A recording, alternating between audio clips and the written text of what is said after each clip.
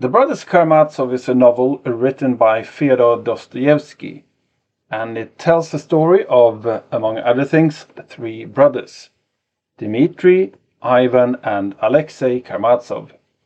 And it also, of course, includes their father, Fyodor Karamazov. You will hear a lot about these characters.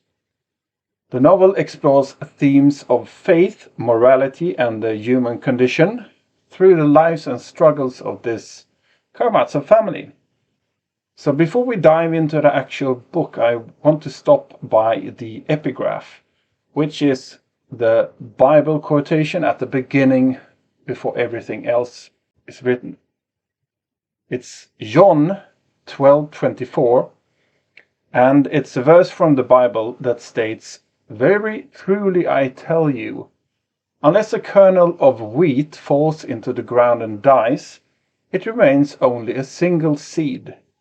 But if it dies, it produces many seeds." In this verse, Jesus compares the kernel of the wheat to himself.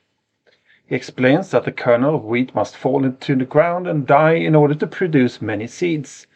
And similarly, Jesus says that he must die in order to bring many people to salvation. And in relation to this verse, the novel can be seen as an exploration of the idea of sacrifice and spiritual growth. The characters in the novel, they are all struggling with their own personal demons, and they are trying to find meaning and purpose in their lives. For some of these characters, this means embracing Christianity and turning to God for guidance, while for others it means the opposite. It means rejecting traditional religious beliefs and trying to make sense of the world in a different way. One of the main characters, Ivan Karamazov, the intellectual, is a prime example of this. Ivan struggles with his faith throughout the novel and ultimately comes to reject the idea of a loving God who would allow innocent people to suffer. However, Ivan's rejection of his faith is not a rejection of the idea of sacrifice, but rather a rejection of the notion that the sacrifice of innocent people is acceptable.